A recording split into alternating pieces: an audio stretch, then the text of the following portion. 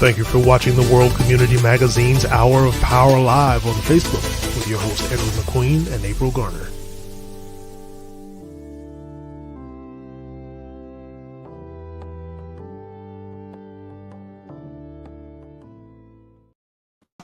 Oops, we're live.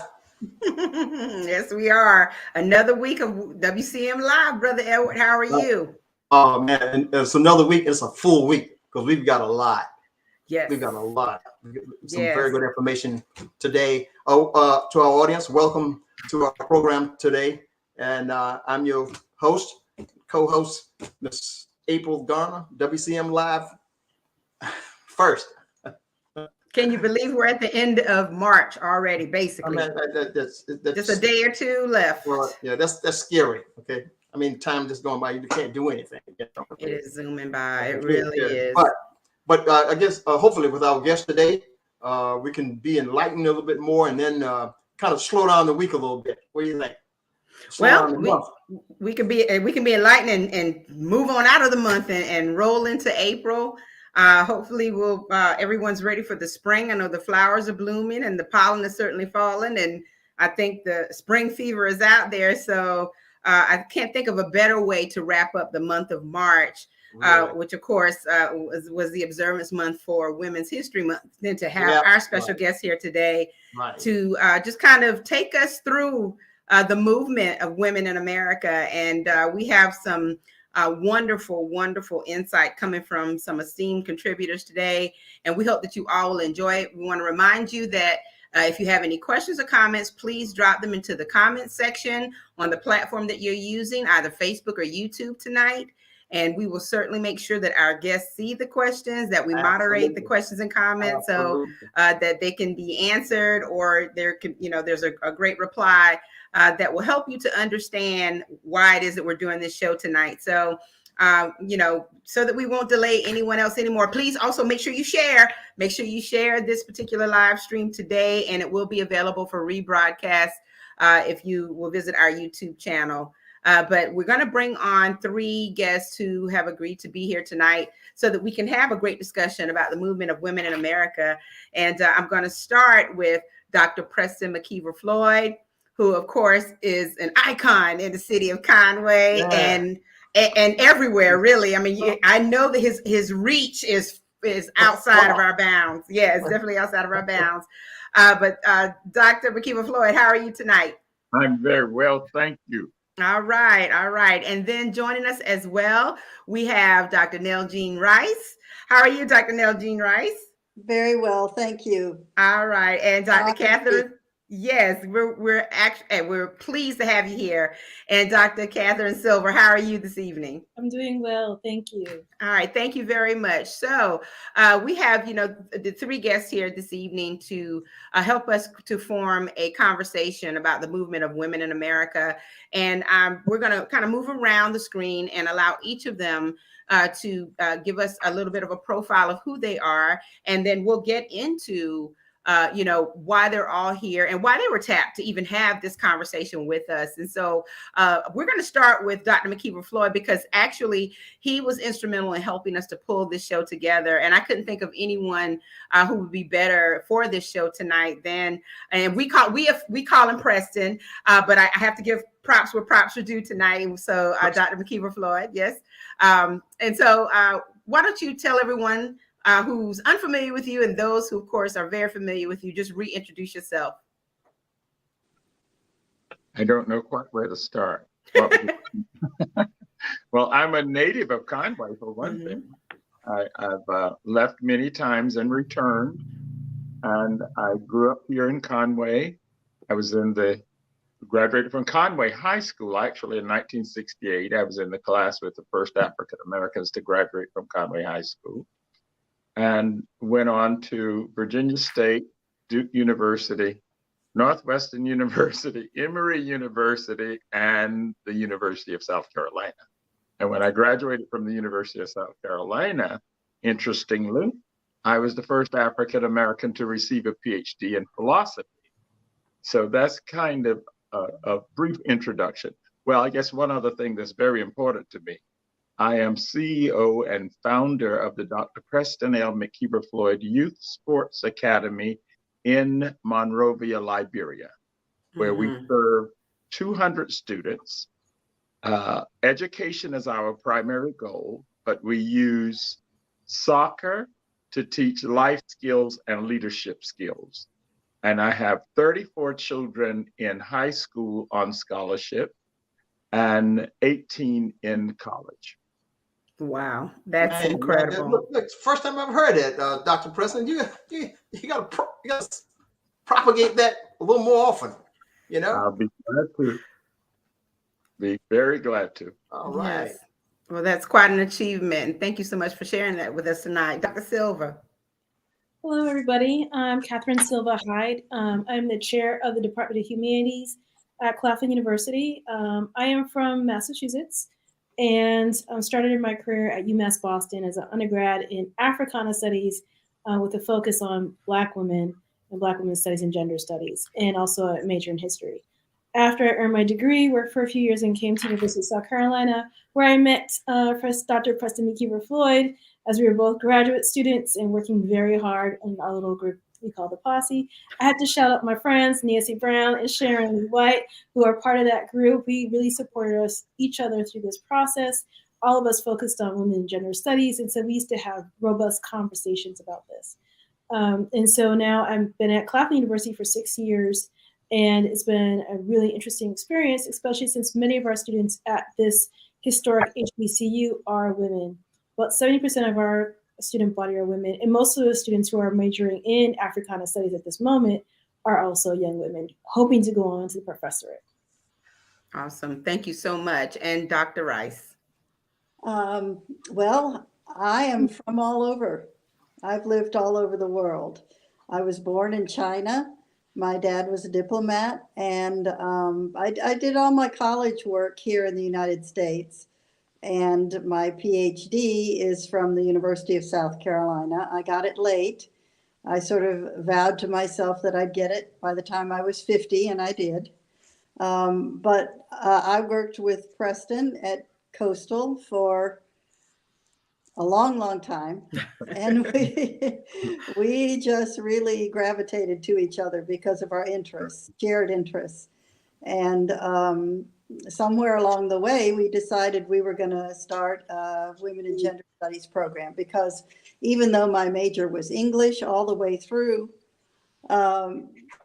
primarily I was interested in focusing on women writers and the unsung great folks that, as an undergraduate, and even somewhat in my graduate programs, because I'm older than almost everybody. Well, I think I'm older than everybody here. I did not encounter. So a lot of the work that I did in women's studies was on my own. The basic groundwork. Where are the women? I know they're there. One of my areas is creative writing, and all the people that were held up to us were men. But I wanted to write as a woman. So how did I learn how to do that? Where were my mentors? So I've been in Conway for 35 years, longer than I've ever lived anywhere. Wow. That's almost enough to be a native. Well, I don't think any real Conway folks think I'm a native. Well, and one thing that I can say, first of all, I am extremely excited about being in a room full of Gamecocks, spurs up. And so that's awesome. But, I think Dr. Rice posed a question that really sets the stage for why we're here tonight. And I don't know if you even realized that you did it, but, where are the women? And that particular question, it's interesting that we live in a society still where we have to ask that question, still have to ask that question. But, and yet women have been so influential and impactful, throughout the annals of history. And so, I'll pose the question to all of you. Let's start at the beginning of the spectrum. And, when Preston and I were having this conversation, I said, when you think about the impact of women in history, we're talking slavery through women's suffrage, to now. There's just a very long, and maybe even before, any of the other benchmarks that I've listed or that I've mentioned. And yet it's amazing that there's still so many challenges that women face nowadays. So let's kind of set the context for why that's even occurring now. Give us a history lesson a little bit of how women have really influenced America. And anyone can start. Well, let's start with talk about the movement. And of course, my colleagues will share with this, because it really is a very broad topic. Mm-hmm. And it does go back even before slavery. Mm-hmm. It does. It goes back much farther than that.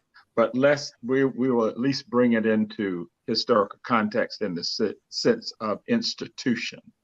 And we would start with the Seneca Falls women's movement, what is recognized as the beginning of the women's movement in America, which was the Seneca Falls meeting of women in 1848. And all of those women were actually first abolitionists, and the majority were white. And they were abolitionists, but they began to recognize that they were fighting for the abolition of slavery, and they didn't have rights themselves. And they were fighting for African American men, particularly, to have the right to vote. And they didn't have the right. So that's kind of the beginning of the movement, the women's movement in America. And at first, there were few African American women included, but after a while, there were divisions. There were divisions because the needs were different. Also, there was the marginalization of women generally, and more specifically, women of color. And so, I'll let my colleagues take over this point and move it forward. Kathryn, do you want to speak to that? Your area of expertise. Yes. So, Dr. McKeever-Floyd, I'm so used to calling him Preston. I'm sorry. Preston, we're going to go University at Claflin University. We're very formal using our doctor signatures, but I will say Preston is correct here in that this is really starting well before the moment we think of slavery, right? So we tend to put African Americans and women in specific moments of oppression rather than moments of freedom. So first, we really want to think about what does the continent look like? And pharaohs are Nubian women, right? We think of the idea of power and that coming through armies of women, the Dahomey in particular. You have a lot of history there that people are bringing with them when they come to the continent as enslaved people. And so they're aware of their own histories. They're aware of their own ancestry. And that strength is what pushes women throughout the centuries to combat this oppression. And Dr. McKeever-Floyd is completely correct in the women's rights movement. It's so much about how do women see themselves as advocates, and then seeing that they can be powerful politically. And white women and Black women eventually splinter, and where white women really start to see themselves as the owner of those rights, but Black women continue to advocate for the vote for themselves and also for their communities. But we also want to think about this multiculturally, right? So we think about the Native American cultures that are here, the indigenous cultures lands that we are on right now, and how women and matriarchal societies are so important, and how they influence the US Constitution, for example. We also want to remember the Latinx communities and how women are coming in with very complicated histories of slavery, indigenous oppression, but also coming with their own gender issues within their communities, mostly stem from the church. And then we also want to remember even the immigrants who are coming in the early 19th century, in the 18th century, and also later on in the early 20th century, from Europe, from the western parts of the Europe, then later on Southern Europe and Eastern Europe, and what are they bringing to the Americas, and how do we think about gender history? We all go back to these ideas of rights and that idea of making sure Black women and white women and people of different ethnicities are able to move forward. So when we get to the more modern women's rights era, we're really thinking about intersectionality as a really important part of this. And now bringing in the queer community and looking at the LGBTQ plus community, as well as ideas of gender and what does that mean, and how do we become more inclusive in our definitions of gender. Mm-hmm. And I would just add, you know, I'm not Chinese, of course, but the Asian American community as well, and what they bring to the U.S. in terms of their culture and the strength of their women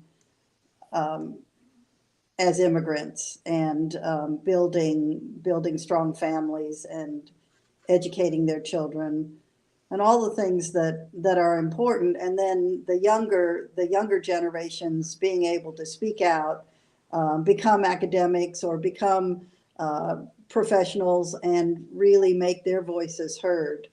For instance, Indian American, not Native American, but Americans whose families are from India, have really, in the last, well, this is just something I've noticed, in the last 10 years or so, become much more public.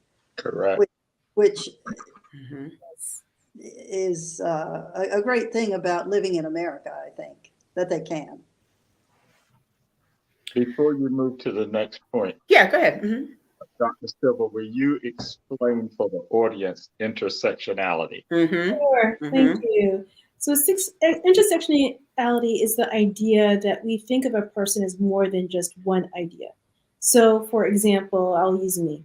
I'm a woman, I'm a Black woman, I'm a straight woman. I'm also Cape Verdean American, so I have a different ethnic identity. I'm Northern. I'm of a certain age group, I'm 48, so I'm of a certain age. And I'm also from a certain class status now that I'm a professor. So intersectionality is about thinking about an individual or a group of people in multiple ways, and not just sticking them in a box of, okay, so you are a Black woman, so you reflect this, and you're only Black, or you're only a woman at this moment. You have to put those two together. And this is something that academics very much study, and that's when we're thinking about ideas like critical race studies and all that. It's all about thinking about, how do you think about a person? How do you think of a community? How do you think of, about the way we have moved through our history, and looking at it through different lenses? So you're not always looking at it through your own, but you're oftentimes reading through these different identities, and how do those identities play into how we live and work with one another. I'm glad you asked that question, Preston, because that was definitely, one of the things that I was going to ask her to explain. But also, as we think about it, and as you were explaining it, my thoughts are, I wonder if intersectionality and the lack of an understanding of what that is has really been, I guess, part of the issue or the challenge as to why women have not been able to make even greater leaps than we expect at this point in history. What do you think about that, Dr. Silva? I think that's very much true. I think that when we look at different cultures and different ways of thinking about how women should behave, we've really placed emphasis on traditional, sometimes traditional values that are coming back from a more masculine and also patriarchal view of the world, instead of looking at other cultures who really put women as equal or at the forefront of decision making.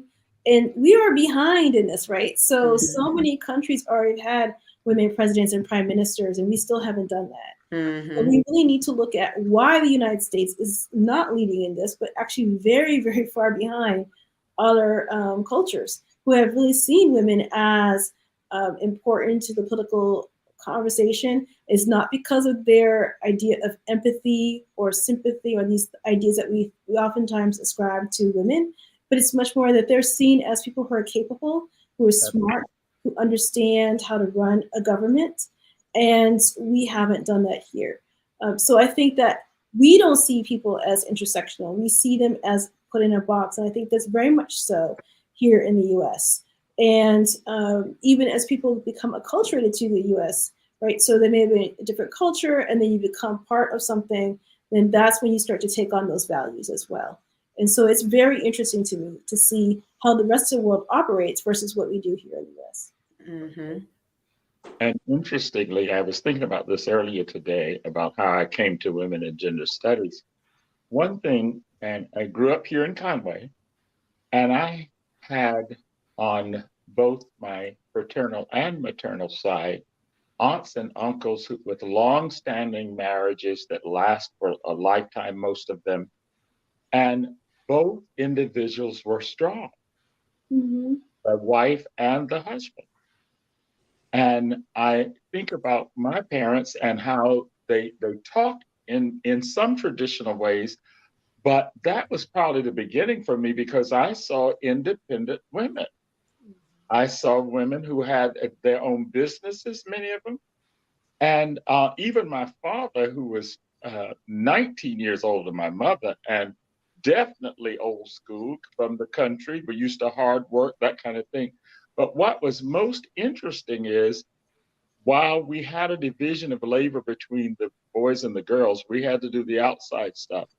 He also insisted that we as boys were trained to do the housework, which is really, when I think about it, quite amazing. But he insisted that we know all those skills as well as handle the outside. Mm-hmm. And you're right, because I would imagine that in that time, because there was such I guess a division in thinking, and principle, mainly because of the gender roles, it was unheard of. And I mean, I even remember, my father and grandfather making statements once upon a time that certain work wasn't a woman's work, or wasn't a woman's work. So, a woman, to them, a woman had their place, or women had their place. So, and it's just really interesting to me how, a lot of those premises hold true, but then we like Dr. Silva says, we think about the culture, we think about, what people are really rooted in, and if they have even been exposed to, I guess there's certain principles or even schools of thought that's helped them to step outside of that, to see how, as a society, we can grow, be stronger, be more powerful if we acknowledge the contributions and the strength of women. And that isn't always the case. And it's interesting, Dr. Rice, when you said that, Indian women have, started, or they've begun to rise to the top.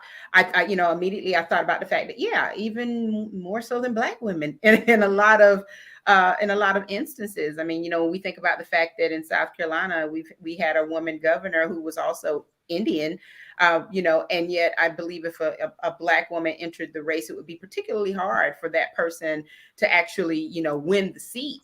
It's just amazing to me how we're still stifled in a lot of ways. And as Dr. Silva said, so far behind the times. And so, it goes into pretty much our next point about the movement, which is talking about. April, can I say something before you go into the next point? Okay. Mm-hmm. I want to make a reference to both Dr. Floyd and Dr. Rice. I'll start with Dr. Rice about the Indians, the East Indian movement. And for sure, April, we had our last governor was Indian. Right, of governor of South Carolina, sure, was Indian. So, but you also touched base on the rise. At least you did, April, on the rise and the advancement of Indians in general, East Indians in general. Why do you think this is to Dr. Rice? Why do you think that occurs in such a rapid way, such a pronounced way? What it seems to me. That their rise and advancement is at a faster pace than Black women, Black Americans in general. I think there are several things that play into that. I think one is that the immigrant experience is so strong in those cultures.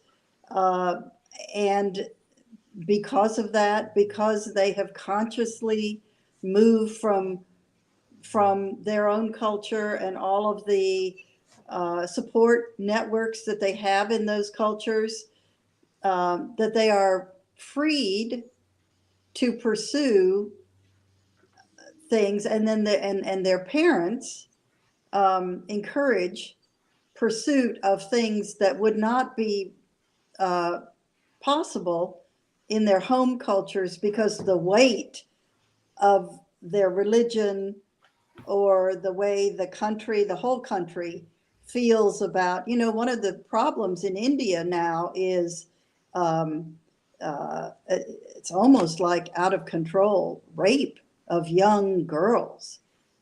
There are lots of very well publicized cases of just the most horrific things happening. And so I think people who get out of that, they have a real drive to, Let me push add Okay. something. push the children and. Yeah, right. But but even at that, you need well backing. You need resourceful backing in order to go into businesses and stuff like that, and Yes. and succeed quite well. Which is what I've seen most Indians do, and Pakistan, which are the same people, Pakistan and the Indians. But Don't say that. They won't like that. They won't. I know. I know some of them don't like that. Okay, but I'll go on to and I've worked around enough. Just before you go, I want to make a statement. I was a Fulbright scholar to India, and I've actually seen more of India than I've seen of America. And to add to what Dr. Rice was saying, first of all, the numbers of people, almost 1/6 of the world's population is on the subcontinent of India. Yeah. Okay. Yeah. So the numbers alone. Then, even with some of the immigrants, a great number of immigrants, if you knew things about their names, then you will know their lineage. Yes. And one is the Patels. They come from hoteliers. Yes. Yeah. So that when they come, they already have backing from India. They have the financial backing. And so they are not having to work to develop that or to get loans, et cetera, et cetera, et cetera. So that has a lot to do with the successes.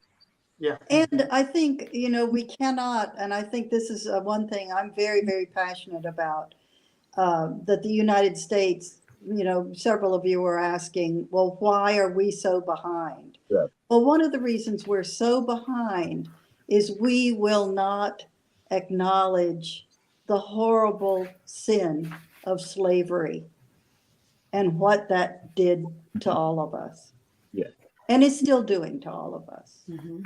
Okay. On that note, I'll go to my other question, reference back to, thank you, Dr. Rice, back to Dr. Floyd. And you mentioned, I'm just going to touch base on this briefly. You mentioned about the women, successful women in Conway. You didn't mention your mom, who was successful beauty salon business. Is that correct? Yeah. Really successful. And if you could, maybe it's out of my reach, elaborate on some of the others. There were a number of successful Black women in Horry County and Conway, especially in the cosmetology business. Absolutely. And still so.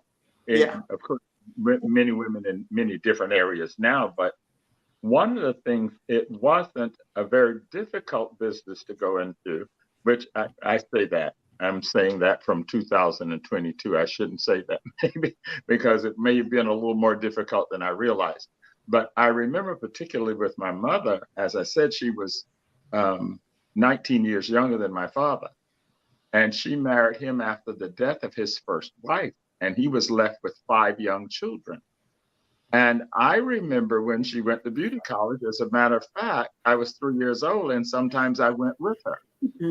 there was a historically Black beauty college and the building still stands in Georgetown, Fanna Lynn Beauty School. And it was Miss Fanny Carolina. And think about that. Now, she was a generation, she was actually probably old enough to be my mother's mother. Wow. And she had a beauty college in Georgetown. So that says something. And and my mother was a very young woman. She's in her 20s. And she went back and she started a beauty shop, and which she ran for 30 years. And then later came to Coastal and got a degree in religious studies. So, and I taught her 2 courses. But I do want to go back to one little thing, if you would permit, when we were talking about intersectionality. And one of the things that caused a break with African-American, well, not so much a break as much as a different focus with African-American women in the movement, was something that also is that kind of connects with intersectionality and perception of women, as you were mentioning, April. Mm-hmm. And that's something called triple jeopardy. An African-American woman had 3 things. She was a woman, she was African-American, and what is strange, she was assumed to be poor simply because she was African-American. Right. Okay. And interestingly, that hasn't changed in some instances. I have a dear friend who is certainly quite well-to-do, and she got into a spat with somebody at in a drive-through for a fast food place, and he said, "And you welfare mother." Well, the woman was driving a Land Rover, which I happen to know she paid for cash. But it's the assumption that she's Black, she's a woman, and she's poor. So Black women have had and still have to deal with that. Mm-hmm. And a triple jeopardy. And of course, as we've seen, even in the past few days, from the standpoint of the behaviors during the confirmation hearings, it really amazes me that, like I said, there is the school of thought that still exists, and that, you know, there are individuals who are so bold with it to the point of degrading, you know, and just, you know, being totally, I guess, assumptive to your point about a lot of things that really are not rooted in any kind of validity or justification or fact or anything like that. It's just, you know, it's the way they're wired, and it's how they operate. And the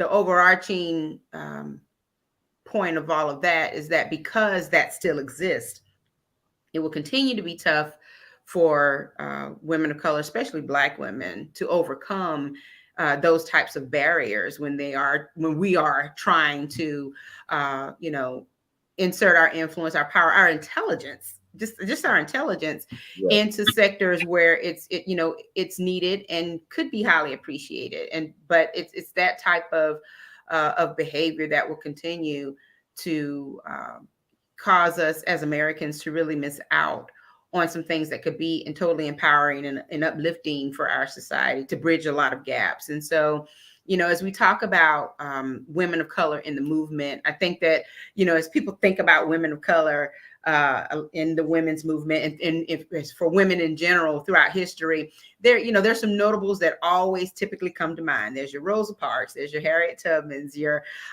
Sojourner Truths of the world. But there's so many others who have actually helped to pave the way in ways that the history books don't always tell. Right. And so I would like for all of you, especially those of you who, meaning Dr. Silva, who you kind of tip your hat as being a historian, let us know about people that we really should know about at this time. And you're ready for this. I'm ready, but there's so many. I know there's so many. May I give a prompt first to Dr. Silva before we get in? And there are loads of Black women, and she knows, and I definitely know. But will you tell about the Grimke sisters. Yes. Mm-hmm. Yes. Who were white and what they did. So it's interesting. The Grimke sisters were two women who were from South Carolina, from a wealthy slave-owning family. And through the understanding and seeing of slavery on a daily basis, realized that this was not okay for them. And they left. They moved north to Massachusetts and became abolitionists and suffragists at the same time. And then later on, their family, one of their brothers' children marries into the Fortin family, which Charlotte Fortin Grimke is one of the most important suffragists and abolitionists, and she comes from this white family and Black family that are the foreground for many of our movements later on. And so the Grimke Sisters, which you can watch, there's a new documentary. Yes, I'm in it. Wow. Okay. So it's on ETV. And so it does trace their history along with some other abolitionists of the time. And those two women were just dynamic because they were really going out there and lecturing and doing things that most women were not doing at the time. The way women were able to, I'm gonna bring this back to Dr. Mckeever-Floyd. Thank you so much. So 1850s, you got 1858, a Seneca Falls Convention. You got Lucretia Mott, Susan B. Anthony, Elizabeth Cady Stanton. You have Sojourner Truth, and many Black women who are part of this whole moment of saying, we want to stand up for our own rights, but we want to end slavery.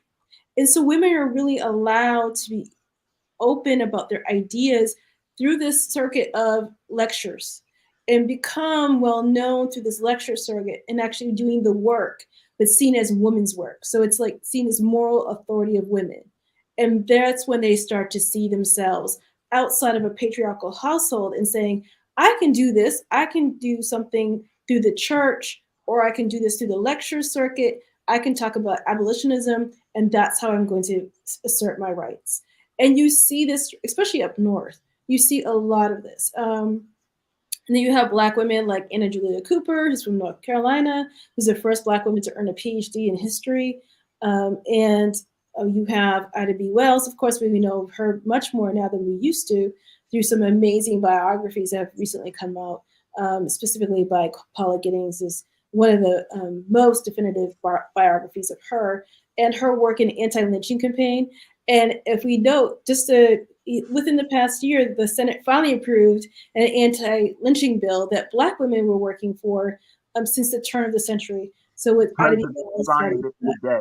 Excuse me. The president signed it this afternoon. Oh, wow. Awesome. Awesome. I kind of turned off my news because of the Oscar news. Mm-hmm. And if I could just interject here for a minute, when I was going back and sort of refreshing my memory about Women's History Month, it really started out as a International Women's Day. Yes. And I won't go back into that, but in America, Women's History Day in California, 1978, it was championed by a woman named Gerda Lerner, who was one of our great women's historians. And she did her PhD dissertation on the Grimke sisters. Wow. That kind of, Look at that interconnectivity there. Yes, Mm-hmm, yes, mm-hmm, yeah. mm-hmm. So how do you pronounce that? What sisters? The Grimke? Grimke. Grimke. Grimke. Grimke. Grimke with an accent over the E. Yes. Okay. Mm-hmm. Okay. Grimke sisters. Mm-hmm. Yeah, I wanted to touch base on something that you don't have to elaborate too much on it, but it's something that I don't think it's well thought out in the especially in the Black community, and that is the concern for CRT in schools. Can you all give me your thoughts on that? Let me jump in there because I speak to a lot of teachers about this. I work with George Washington's Mount Vernon as the lead scholar on slavery for their Teachers Week. And we've been having that conversation on diversity and inclusion. It is not until recently politicians have understood that critical race theory was being taught not to K through 12, but to the teachers who are coming in to classroom, who are now looking at critical race theory. Now, critical race theory is basically, at its core, just looking at history through the lens of race, looking at geography through the lens of race, looking through anthropology through the lens of race. It doesn't mean anything more than that. It's just saying, from a different perspective, how do we see this history? How do we see this moment? And with the idea of critical race theory and the 1619 Project, which I think they're oftentimes conflating, they see this as an attack on traditional views. But really, it is about the telling of real history. And our teachers are not the teachers of, when I graduated high school in 91, there was a one way we were learning history. That is not at all how they're learning history now. And it's not just from African-American historians. Most of us who teach race and gender now are white, and sometimes white men. So we assume the people who are doing this history are all Black women. And again, coming back for this racist ideas of who we are and thinking that we're pushing something on another group, rather than we are, as a profession, very much more aware of intersectionalities, which is coming back to where you were, thinking about class and race and gender and sexuality and all these different ideas. And then we're bringing this to the classroom. I teach a class, many classes, but one of the classes I teach is history of women, and African-American women in particular. I have two different ones, one of comparative women and one on African-American women. It is one of my most popular classes, and young men love this class. When I taught a feminist history class, it was only men in my class. But because people are looking for, I know I missed something. I know I didn't learn this. My first class in college was in 1995 when I went back for my bachelor's degree to UMass, was Black women's history. And then 27 years later, I'm still doing it. So, but it was so inherently interesting to me because no one had been talking about it. So critical race theory is just that the people who are being trained now are being trained in the way that we all hope, that they will be inclusive and thoughtful in their approach, rather than coming from the old-fashioned way of thinking of race and gender in our history. And I think if you did take any graduate courses, Right. Women and gender studies, that you might not call it critical race theory per se, but it is critical theory about the human condition. And so, when you start thinking that way and you're trained to think that way, you think that way about everything. I personally think that it is just a grab, for white politicians. They just thought that they could blow this thing up and scare people. It's all about fear. But critical race theory has been taught at the university level for years. Yes. But there's always been a critical woman's theory. May I add something too, in conjunction with both and teaching of courses. And I taught African-American feminist theory at the University of South Carolina. And there were young men in the class. And I taught it 3 times. And one young man who had taken it before would come and sit in. He'd taken it many times, but he would still come and sit in. Then there were young men who wrote on their evaluations that when they came in and saw me teaching it, they started to drop. But they decided they wouldn't, and they were very glad they didn't. The other course that I developed, and I developed this at Coastal, was Women in World Religions. In my study of world religions, what I found, one way that you could mark changes in the religion was by the treatment of women. The inclusion in leadership roles or ritual roles in the religion, as well as how they were treated in the culture. So that was why I developed that course, Religion, Women in World Religions. And so, and also interestingly, Dr. Rice, when we were starting the Women and Gender Study program at Coastal, when I presented the proposal to the faculty, one woman asked the question, well, what is going to happen if other minorities want to start programs? And I said, first of all, women are not in the minority. They are not a minority. At that time alone, at Coastal, they were 51% of the population. Yeah. And it's about that, and it's that and more of the whole world. And if you examine who's graduating from graduate schools as well as undergraduate, more women than men.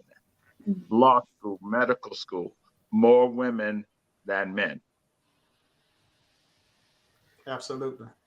This is a fascinating conversation because as Preston said in the beginning, when you think about the scope of it all, yes, and how much ground the movement covers, and yet how much as people always say, we've come so far, but we have so far to go. It's amazing to me that in 2022 there are certain conversations we're still having, and certain things that just have not been adopted as societal norms at this point. And I think that a lot of times, whatever happens in the movement, just like we've all kind of pointed out, the political influences, the political agendas, for example, whatever happens along the way in the movement, it's either going to continue to set us back or it's going to propel us forward. And so as you all think about how far we've come, you've actually touched on a lot of points from the beginning of the women's movement in 1848 until now. As you think about what has actually occurred, what's in the midst of it all right now, as far as what's being studied and debated and all of that, and as you kind of look down the road at what the possibilities could be, what do you think is on the horizon as in relation to this discussion we're having, or in relation to the movement? What do you think is on the horizon? May I answer first? Mm-hmm. And I'm not going to give an answer for what's on the horizon. I'm a philosopher, and I definitely want your thoughts on this, Dr. Silva.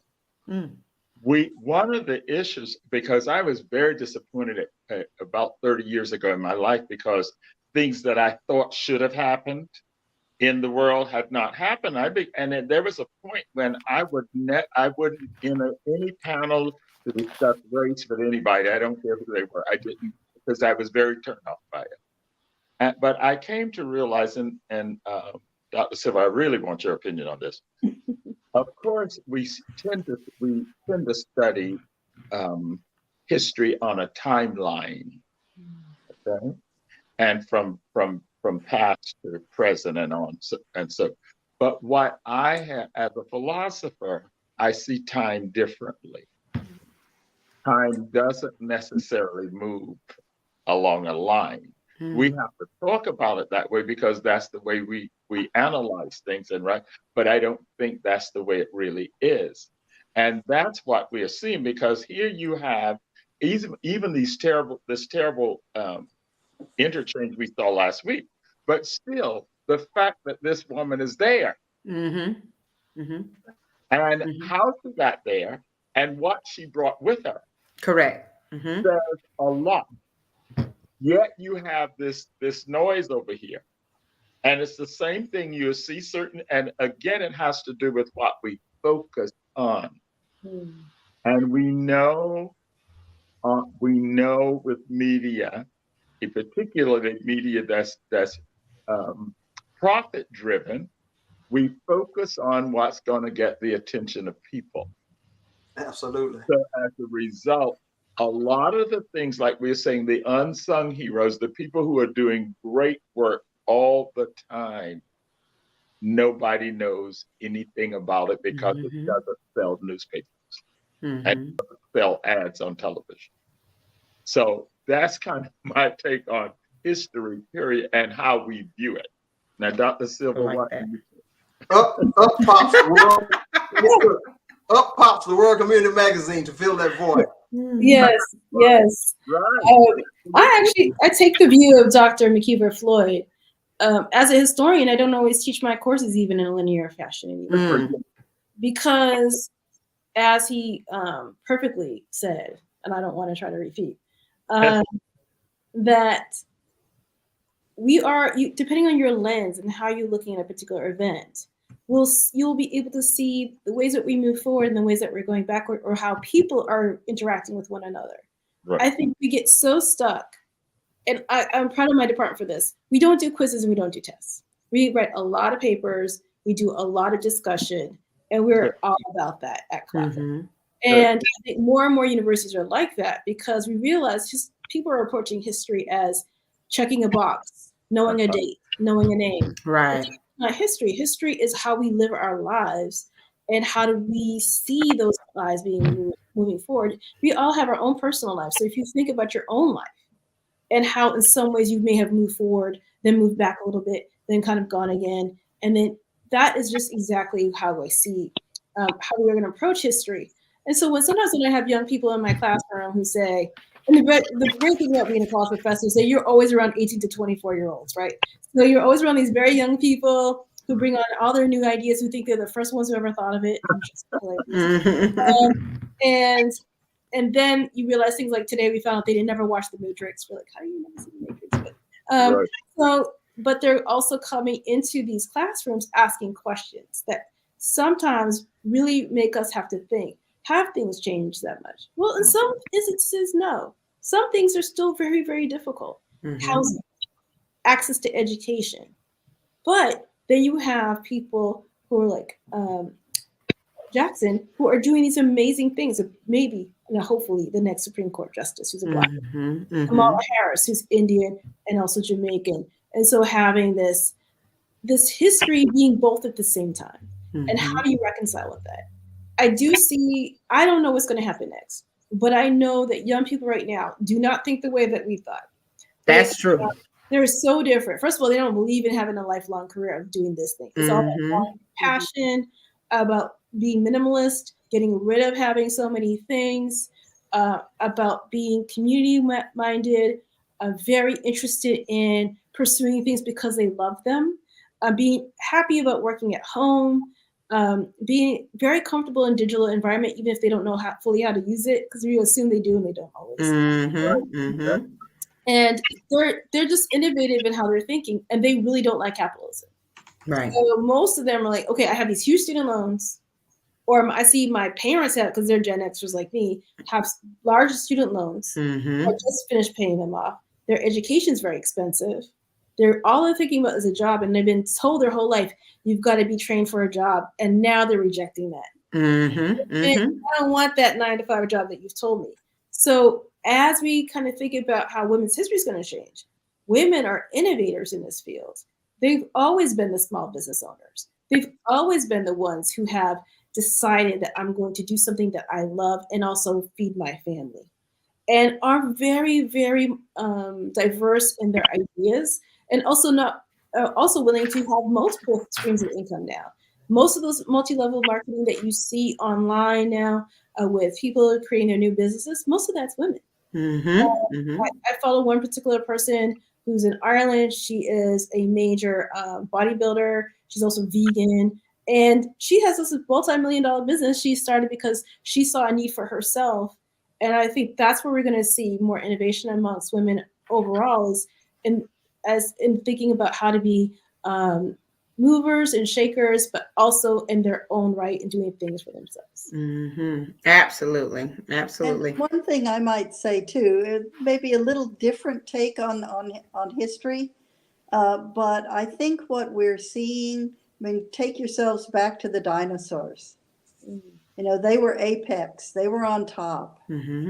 And because of that, they grew to tremendous sizes and power.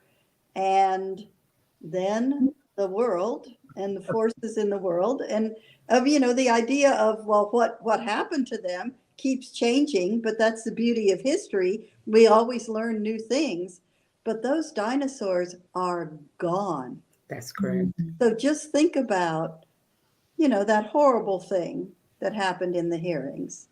And think about those people as dinosaurs who are Sure. just, like this, because they know it's the end of their era. Yes. And that's the fear you spoke of earlier. That's part of the fear. Absolutely.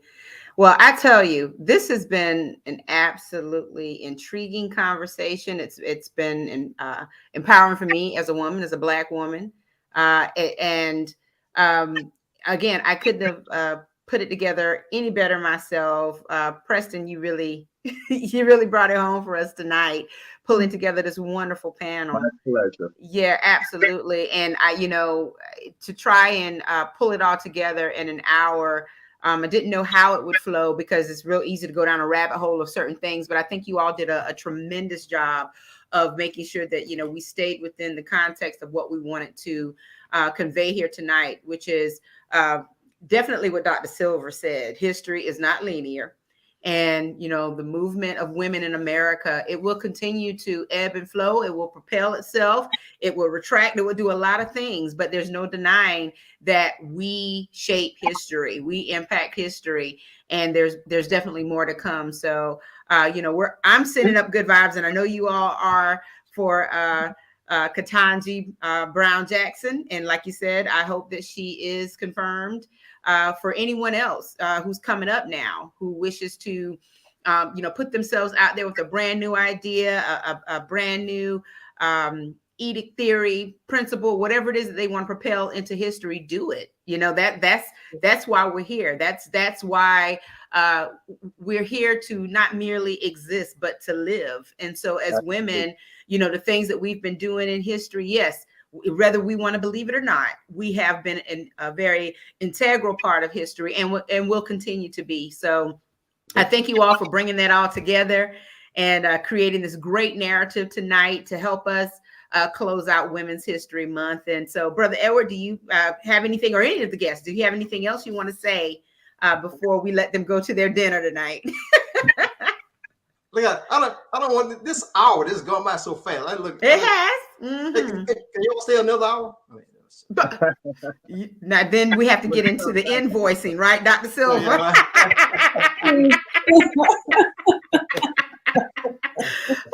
But we will have your back. We're going to have your back. How about that? Yes, we will have you back. So great comments have come in, amazing and informative from Tanya Robinson. I think Brother Preston knows who she is. Yes, awesome event. Thank you, everyone. Great panel from Sharon White. Yes. She's a policy member. Awesome.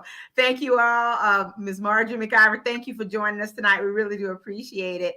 And, as always, we appreciate our guests. And I know that they appreciate the information that we bring to them every week. Cedric Blaine Spain, thank you to Whittemore Community or World Community Magazine, the panelists, great broadcast on our National Women's History Month. What a summation. They are becoming extinct. Yeah, but you know what? Women are going to press on. We're going to do what we have to do. So thank you all. We really do appreciate it tonight. And Brother Edward, do you have any final words for our guest panelists? Well, I take exceptions to Brother Cedric's statement talking about they're becoming extinct. Not hardly.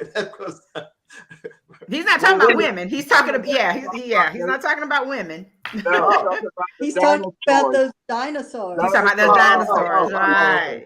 Yeah, that's what he's talking about. I'll beckon out on that. Okay.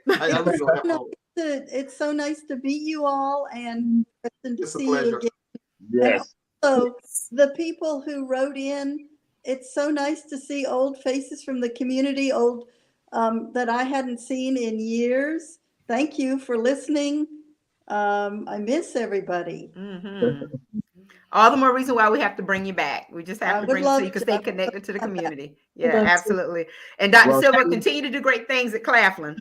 We will. See you, Yes. Yeah, looking for great things from Claflin, boy, I tell you. Always. Doing great things. Always, yeah. Yeah, doing great things. Yeah. And Preston? Yeah. You said, I think you were going to say something. Were you going to say something? I forgot. Okay. It's all right. You've said a lot tonight. So thank you all for being with us. We're going to of course, release our guests at this point. And again, we thank them all for being here tonight. But we do have Marcus McCullough in just a moment, who is going to bring us some community news. So guests, you are welcome to sit tight backstage if you'd like to just listen in on what Marcus has to talk about. But again, thank you all for being with us tonight. We really appreciate it. Thank you. Absolutely. All right. You're welcome. Hold on. All right. So Marcus, we're going to bring you into the stream. How are you doing?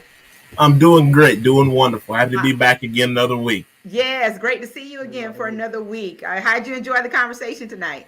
It was fantastic. I mean, it's, considering the fact that I grew up with one of those considerable dinosaurs. I mean, my great-grandmother was one of the first Black women to vote in Horry County. She lived to be 108 years old, and a lot of the struggles she explained to us growing up, it really shows now, especially listening to this panel and them telling about all the different things that women have conquered. It's very important to stay educated on all rights of all people. Absolutely. So right. So those who didn't know, what his great grandmother is who, Marcus? Miss Laura Great. Right. All right. Well, Marcus, you have some community news, council meeting updates, any Conway congratulations tonight. What you have for us tonight? Well, we're going to start out, I like to start out with the good news. So we'll start out with the Conway congratulations. All right. This one actually spreads to Myrtle Beach as well. I think it's very important, considering that this is the end of Women's History Month, to highlight Conway's mayor, the Honorable Mayor Barbara Blaine Bellamy. She is the first African-American male mayor in the city of Conway, one of the first in the state as well. She had a very long career in social work, and she was an attorney before she came back to Conway.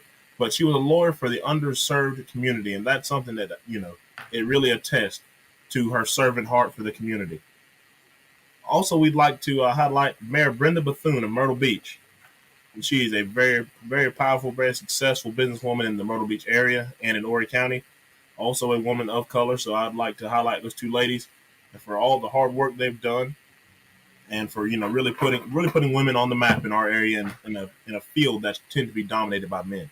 Awesome. So that's absolutely. Absolutely. But like I said, there was no city council meeting this week, but I did do a little bit of digging and found some information that's very pertinent to people who live in the Horry County area, especially the Horry and Georgetown regions. On March 15th, the county council had a meeting, and a couple resolutions were passed, and these are something that a lot of people probably don't realize, but once it hits, they'll see it, they'll be like, when did this happen? When did this happen? So we want to keep everybody updated. Yeah. Right. On the March 15th county council meeting, Resolution R15 authorized the 15th Circuit Solicitor Court $107,797 for a DUI prosecutor. They want to add another full-time DUI prosecutor. Now, a lot of people don't understand how that can be very important, but we've got some facts here to help. So, in the state, Horry County is second highest for DUI deaths that result in accidents. And so that's a pretty big number. I mean, you got to think about it. There's 50-something odd counties in South Carolina, and Horry County is the second highest for DUI accidents resulting in death.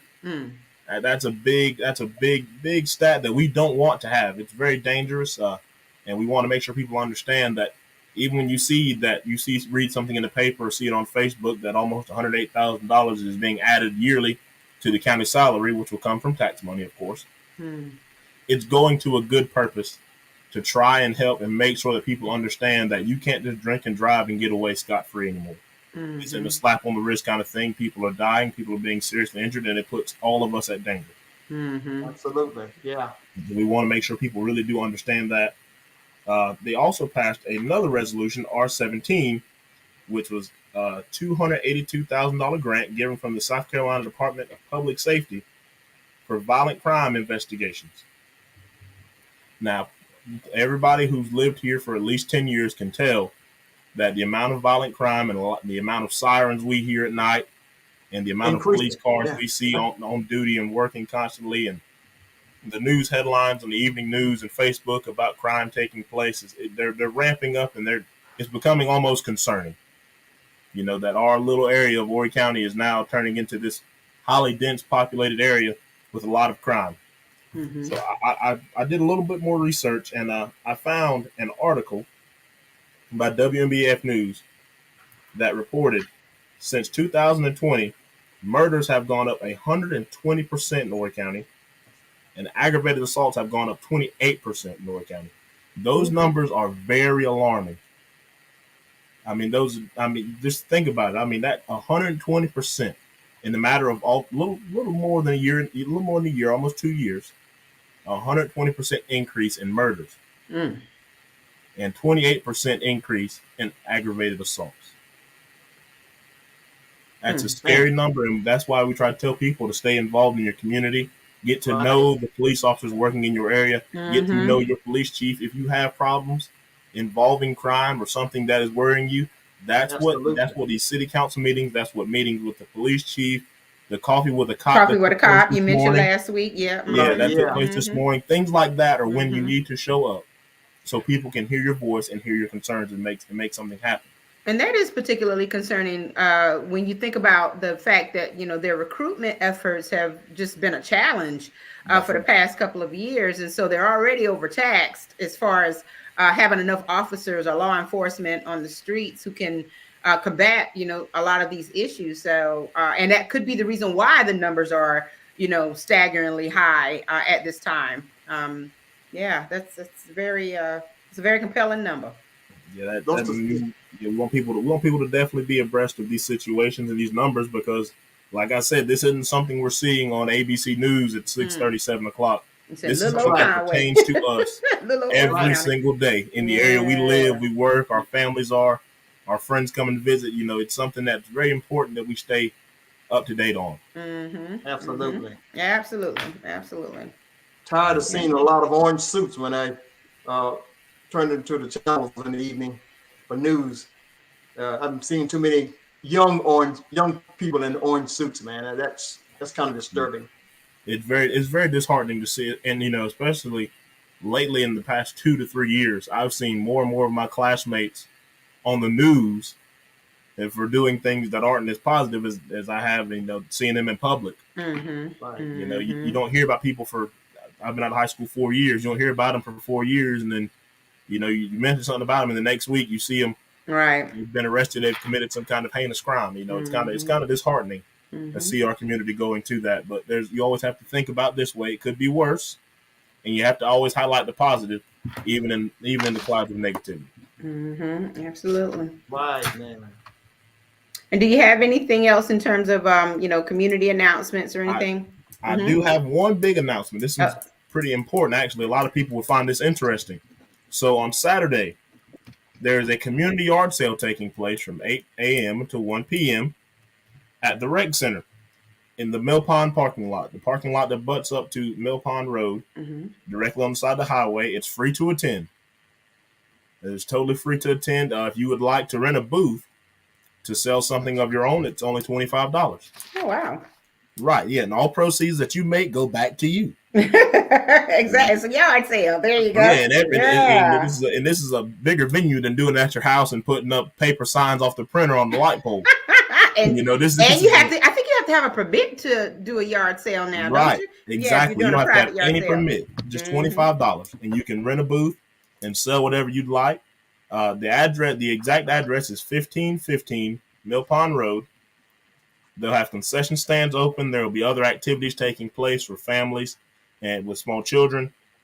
There's a lot, but if you would like more information on this, you can visit the Conway Parks and Rec website. They have a new website. It's very interactive. I haven't noticed it until today, and there is nothing that's taking place that's sponsored by the rec department for the entire year that is not on there laid out with some kind of wonderful graphic. Definitely a shout out to Mr. Ashley Smith and his team. Oh yeah, and a lot of people know her as Miss Mammy, his event coordinator. That's a Conway native, but they're doing a fantastic job over there, making sure everybody gets a lot of information that you would normally not hear about. That's the sad fact about it. You wouldn't hear about this information, but they have a very informative website, and we'd like to let you know to go give it a visit. All right. Well, and they are a great team. They are a great team. They are a great team. I'm sure they appreciate this. Absolutely. And so just want to let everyone know that, of course, Marcus is our WCM Live correspondent. And as you can see, he covers achievements and announcements across Conway and even into Myrtle Beach, whatever news he can gather, the city council meeting updates and also community announcements. So if you have any type of events or meetings or anything that you feel needs to be covered, WCM Live is looking for that type of information, and we can let Marcus know, and he'll do his best to cover as much of it as he can. He's a very busy man, very busy young man right now, because he is working towards his new career. He's going to be a math teacher really soon down in Charleston, but he's doing his best to pay it forward in the community by making sure that he brings us this great information. He's always so very, articulate, and is well put together. And you do it in your own way, Marcus. I mean, you're not just reading information. Yeah, you right, have totally, right. you know what I'm saying? He's totally taking it Absolutely. in, and he's delivering it with a lot of flavor and style. And I like that. And I know Brother Edward appreciates it. So if you have any announcements, please get them to us, and we'll ask Marcus to research them. Or even get them to us so that we can prepare to read them. I do want to make sure that everyone is reminded that there are 3 scholarships that are up for grabs in our community. 3 scholarships that support students who are descendants or connected to the Whittemore community. And so it's the Whittemore Alumni Scholarship. We are taking applications for that particular scholarship this year. Also, the Dennis Bryan Latimer Memorial Scholarship and the new Mac Wynn Waccamaw Region Scholarship, all of which are available through your school. So if you're in the Horry County School District, you definitely will want to be in touch with your guidance counselor. Parents, if you're watching, ask your students to make sure that they touch base with their guidance counselors. Ms. Tanya Pickett, who we all know is over the guidance counselors, and she is scholarship extraordinaire when it comes down to Horry County schools.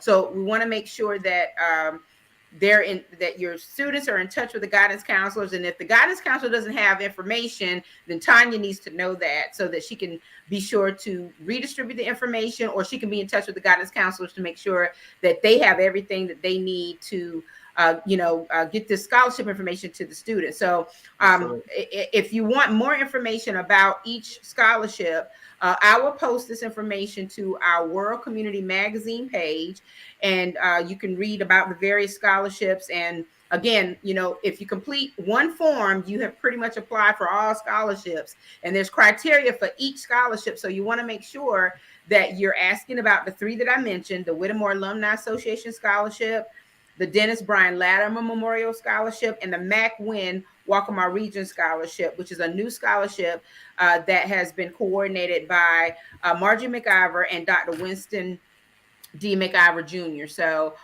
thank you so much. As far as the coordinators and the purveyors of these 3 scholarships for actually thinking of our students in the community every single year to create this opportunity to help finance their education. Yes, Ms. Edna DeWitt, who is with the Whittemore Alumni Association, she's reminding everyone that April 1st is the deadline. And then also, Marcus, you're getting kudos on the show tonight. Great job from Ms. Carolyn Hickman Williams, and of course, Sister Joella McQueen. She says, keep giving us the information in our community and beyond. And speaking of the Whittemore Alumni Association, next week, we will actually have the new president of the Whittemore Alumni Association on our show to talk about the change in leadership and the goals and the vision for the association moving forward. I'm very honored to be a part of the association and have been installed as an officer with the association, along with Edna DeWitt and also a few others. And so we are just really, really excited about what's to come. And of course, the association was led for many years by LaRue Galloway, and we recently held elections. And so now it's under the new leadership of Miss Annis Austin Staley, and she has a lot to talk about. She's definitely all things Whittemore, and she's going to be here to let us know more about the Whittemore Alumni Association, how you all can be involved. And so you'll want to definitely make sure that you are connecting on Facebook on a regular basis, because we'll have a launch of a new Facebook page really soon with tons of information about how you can become a member, how you can get involved with the various communities, the work that we need to do to support the legacy that is Whittemore. And so just want to let you all know that we will have more information next week about the association. But until then, Whittemore Alumni Association Scholarship, the Dennis Bryan Latimer Memorial Scholarship, and also the Mac Wynn Waccamaw Regional Scholarship, all deadline on April the 1st. We'll post information to the World Community Magazine page, and so that you all will know more about it. And if there's any of you who know how to reach out to me through my Facebook page, I'll be more than happy to share all of that information with you, as well as an email address for Tanya Pickett should you have any questions. Absolutely. But I'll say my last words that just you mentioned the appearance of the new president. Kudos to the president for the past 25 years, Mr. LaRue Galloway. Fantastic job all those years keeping it all together. And my congratulations go out to him for all of the work that he's done. Appreciation from what I've seen. Okay, so far. So kudos to Mr. Galloway. All right. Well, Marcus, thank you so much tonight for all of the great information. Again, if you're just tuning in and you missed the majority of the show, this broadcast is available on YouTube. You can actually see it if you go to wcmagazine.net and just click on the you'll see the thumbnail of the actual flyer for this week's show, and it will take you straight to YouTube. But also you can access it through the YouTube channel. Make sure you share the broadcast, because it's important for us to understand our history, and we definitely are a part of women's history. And we have some wonderful guests tonight to, as Brother Edward would say, to propagate that information. So thank you all for joining us. We really do appreciate it. And again, next week, we'll be talking with Annis Austin Staley, new president of the Whittemore Alumni Association. All right, April. All right. All right. So yeah. You're so masterful. You're so masterful with words like that. But Brother Edward, I've had good practice. How long have I been with you? Yeah, I'm sure. And it's going to get better. It's going to continue to get better. Yes, it's going to continue to get better. Marcus, thank you so much for tonight. Of course. All right. Pleasure to be here. Yeah, hopefully you'll have some more news for next week. So we'll see you all next week. Take care. Yeah, take care and God bless. Yes, have a good evening. Thank you for watching the World Community Magazine's Hour of Power Live on Facebook with your host Edward McQueen and April Garner.